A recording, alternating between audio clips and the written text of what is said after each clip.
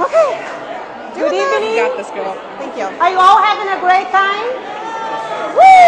Yes, yes. Welcome. Good evening. Thank you for joining us in this evening of celebration. In this evening of celebration of the author of Language of Trust, Ingrid Christensen.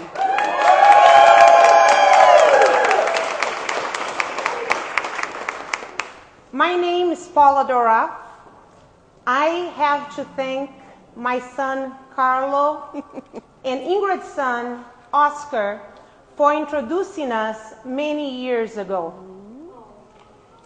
They went to elementary school together, and I must say that it took like 2 minutes for her energy to completely fill the space that I was in, and it took perhaps less than 2 days, and I fell in love with this woman.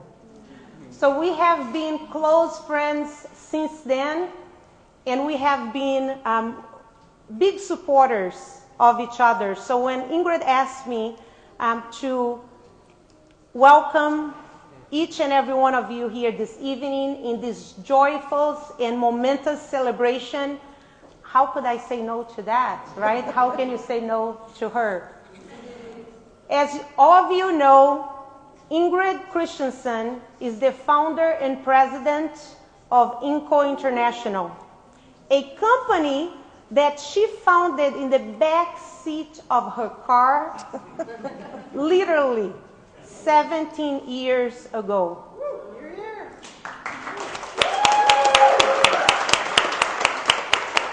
You fast forward to now, Inco International and their incredible team, led by Ingrid, they have employees in 6 different countries, and day after day after day, they deliver on their mission from day one when this company started, which is to be a voice to the voiceless and to be the point of contact, helping all of their clients communicate with the world.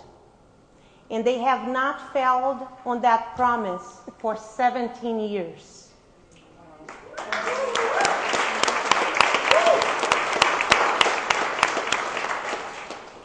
How many of you here in the room are business owners, entrepreneurs? So many. Look at that.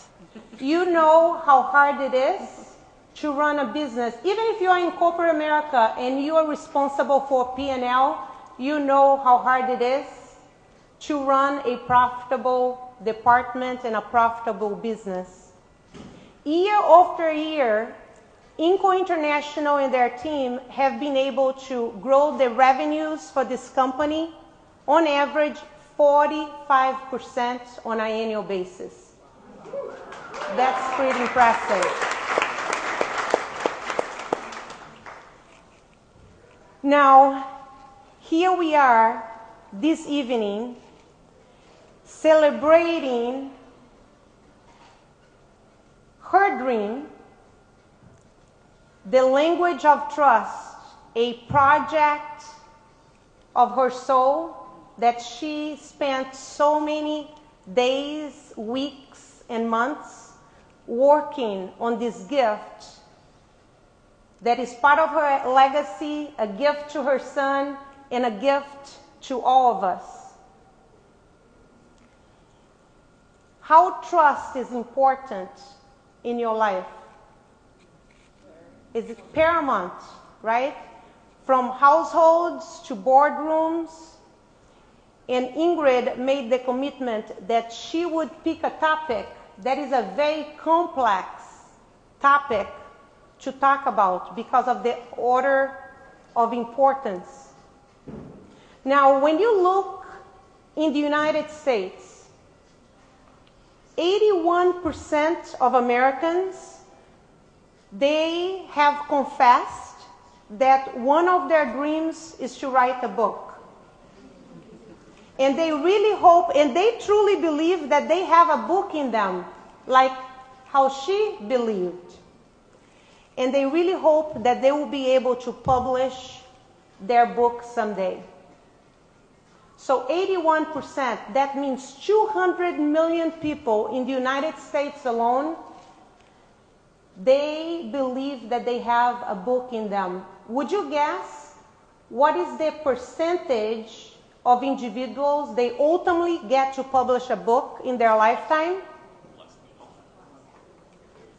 1%. Nailed it. 1%. Now, why is that? Now, one of the things that I would guess is this. We all have heard this saying, right? Hope is not any strategy. If Ingrid was planning to rely on hope, I don't think we would be here this evening, right? And secondly, and thirdly, and the list goes on, is because it takes courage. It takes vulnerability. It takes grit. It takes commitment. It takes a vision. It takes a dream. And above all, it takes someone that is willing to do the work day in and day out, no matter what. So please join me in welcoming the author that possesses each of the qualities that I just described, the author of The Language of Trust, Ingrid Christensen.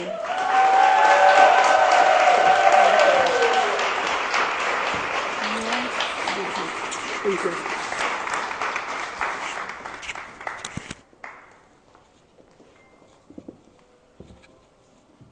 Thank you, Paula. So what Paula didn't tell you is that she herself is an absolutely incredible author.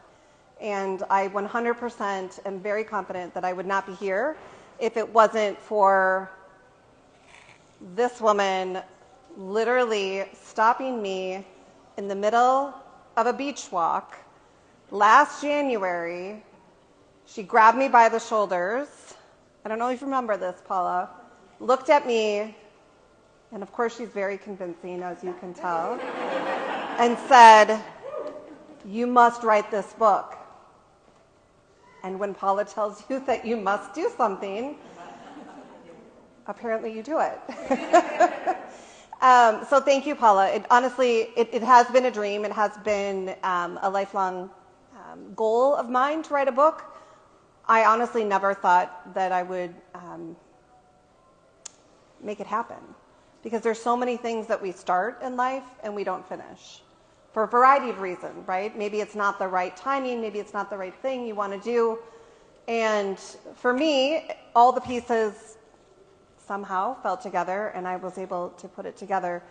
But if it wasn't for your determined, forceful instruction, this book would never come to be. And to be quite honest, and I know that my son is here, and he is mentioned a lot in the book. So if you've read the book, or if you haven't, hopefully you read the book. We've got a stack of them up here. You know that he, of course, is my purpose and my reason for doing almost everything in my life. But most days, and they're popping champagne in the back, so you just keep popping. I told them you can just keep it popping. We're going to have a champagne toast after I'm done. But there were many days when he would come home from school, and I remember sitting at my desk, and I'm like, I'm done. I do not want to do this anymore. And it was right after I actually submitted the book for final edits, and I was like, I can't do this. I'm scratching this. I'm not going to finish this. And I don't know if you remember this, but I'm trying not to cry. He looked at me and he said, "Mom, you've come so far. You can't give up now. Like, you're already so far in this, you have to finish."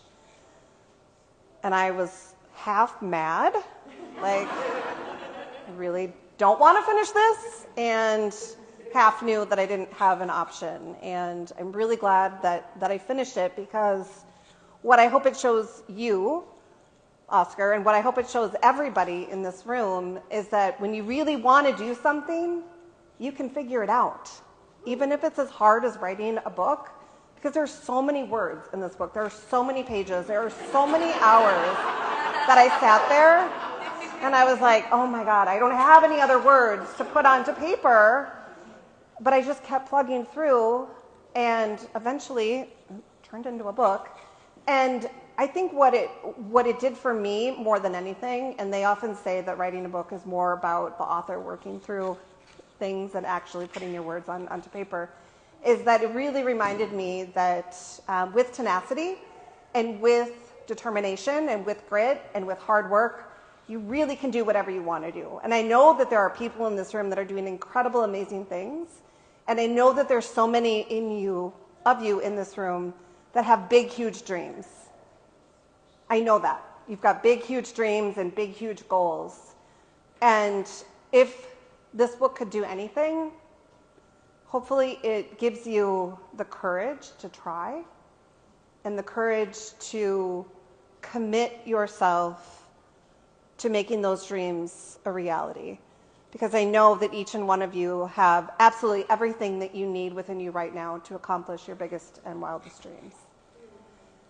The language of trust is a little bit of, to be honest, when I started writing the book, I wasn't totally sure what I was going to write about. I knew I wanted to write about trust, but I wasn't sure what it was going to look like. It just kind of flowed through me. And people ask me, like, why did you want to write about trust? And for me, when I think about the absolutely amazing gift and honor that it is to be a voice for the voiceless, I kept coming back time and time again to this concept of trust, and how, if you've read the book, you'll hear my story of my first day interpreting, and I walked into Children's Hospital, and there was this beautiful Latino couple and their beautiful baby, and the baby was sick, and they had no idea what was going on, and they were so anxious and so scared. And when I walked into the exam room and I started interpreting, it was like you could see the anxiety melting off of their face. And at that moment, I was hooked. I knew that this is what I wanted to do. And then I started thinking, how in the world is it that they trust me to say what the doctor is saying and trust me to say the words that they're saying? They didn't have an option. They had to. Otherwise, they would have been lost.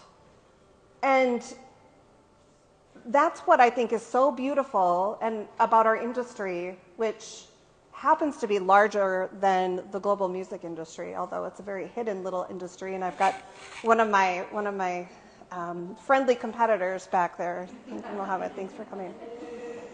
But when I think about why it is that we do the work that we do, I'm just blown away by the amount of trust that our clients place in us. And then I started thinking about this ripple effect that trust has with our team members, with our staff, with our clients, with our vendors, and just how much of an effect trust has on absolutely everything that we do. So it's been an absolute pleasure to explore all things trust. It's been an absolute, it's just been a project of love, a project of the heart, and one that's been, for me, really, really exciting and really fun. And I'm standing in between you and champagne, and I'm aware of that. This whole night would not be possible if it wasn't for my darling friend Elizabeth, who's walking away right now. She's probably going to organize some detail. She even came up with these beautiful stairs. Did you guys see the stairs? They're like the best thing in the place. And she was supported by Callie on my team here as well. Callie's my director of marketing and sales. And Hannah has been with Inco for 5 years, and she literally has run the entire company for the past year that I've been off writing a book. So much so that I don't really have a job to go back to anymore. So maybe I'll just, we got to sell all the books out so I can find another, can pay the mortgage here. It is with the most amount of gratitude that I thank you from the bottom of my heart for allowing me the privilege to spend the time to follow my dreams and to follow my passion. And if it wasn't for you, both of you, and so many other people in this room, this dream would not be possible. So I have books for sale, lots of books for sale, and I'm going to sign them. And we're going to have champagne. And I'll just keep talking because you know that I love microphones. If I had only had my tambourine, but I was told I couldn't bring the tambourine. Are there any questions? A lot of times people have questions. No? What? Oh, gosh. What now? Oprah. Oprah. I was thinking of a movie. I don't know. We're going to... Yes. Ingrid, can you tell us a little bit about your book writing process? I know that it was intense. As you say, you almost stepped away from the project. So love to hear the realness behind that. For anyone else who might have aspirations, do you have tips? Do you have places where you struggled that you worked through? Any advice you might share? Coming from another author, Devin is in the process of writing a beautiful book. So for me, I carved out time, I put it on the schedule, and I sat down and I forced myself to write. And I really did put it on the calendar, saying this is my writing time, and I made the commitment, and I had to do it. I did a program through Georgetown University. Sorry, this is a little picking up feedback. And so I had accountability, and I had editors, and I had support from day one. And I truly thank that process, because I don't know if I would have had the wherewithal to figure it out on my own. So that was really helpful. So a timeline, deadlines, accountability. I just had to get the damn thing done, right? At the end, I was like, I just need to finish this. And there were aspects, like the cover, even the title. I struggled a lot with the title. Remember the title? Oh my gosh, there was one night I was like sobbing. I guess I gotta call this book. He remembers I was like stomping around the house. The title was really stressful. The cover was really stressful. I don't even want to tell you. I'll tell you over drinks about what somebody has said about the title. It's not, or the cover. It's not very positive, but I really like it. And so at the end of the day, that's all that matters. Thank you. Thank you. Yes, Justin? What was a big surprise in this process for you? You know what? I got into this crazy thing called like a flow, like writing flow. I didn't even know that I thought that was a pretend thing that you just read about, and I just did never expect it to happen to me. And then it did, and I found myself writing, and chapters took twists and turns that I could never have planned, and I hope that's for me. So I think it was the flow, and I think it was the direction that the book turned in different places that I wasn't thinking it would. Okay, yes. What's the significance of The knot. The knot for me symbolizes the complexity that is trust, and the time that it takes to even weave the individual strands that go into the rope, and the tying of it together, and the complexity of how it holds something together. Whatever it's supposed to hold something together. So for me, it's about the containment, and it's about the confidence that you have in the rope to not break, to not release, and to contain whatever it is you're cherishing at that moment. Thank you. Hi, Stacy. So are you going to publish this in all the languages? Oh, man. Talk to my team. Perhaps. Do we know any translation companies around here? I knew you'd be on that. Maybe.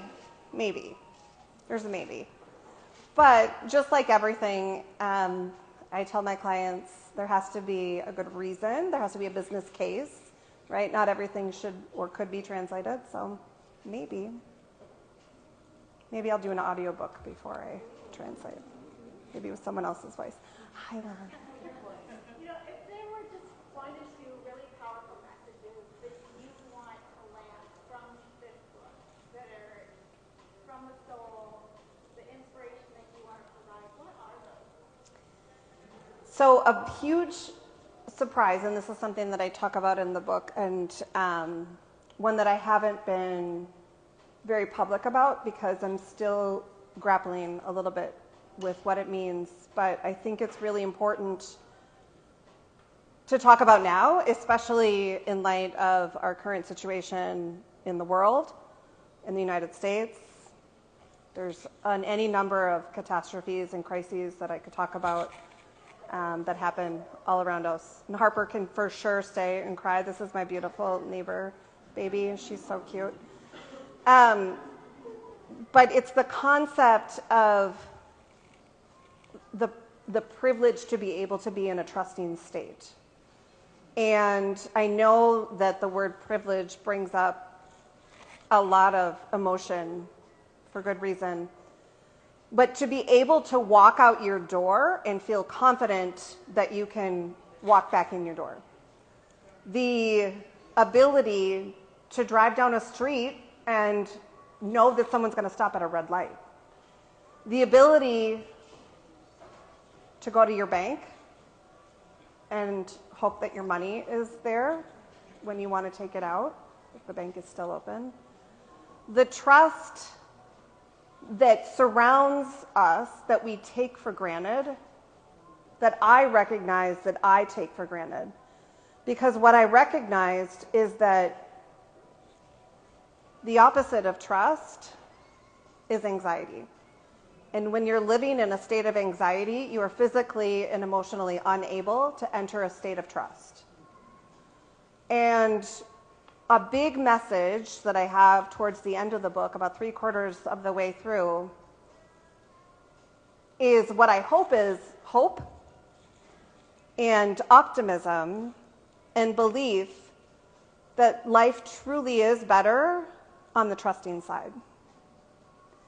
When it's really easy to take the non-trusting route, when it's really easy to doubt ourselves and have an overwhelming amount of fear that envelops us, to remind ourselves that we do have the capacity and the ability to reach into that trusting side, and that life truly is better on the trusting side. I'll stop there. Thank you so much. I wanted to do a little champagne toast here.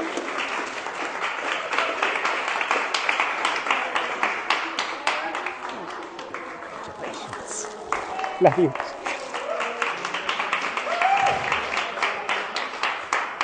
And those two, literally, I made them come back from Arizona early so they would be here. So thank you. I appreciate it.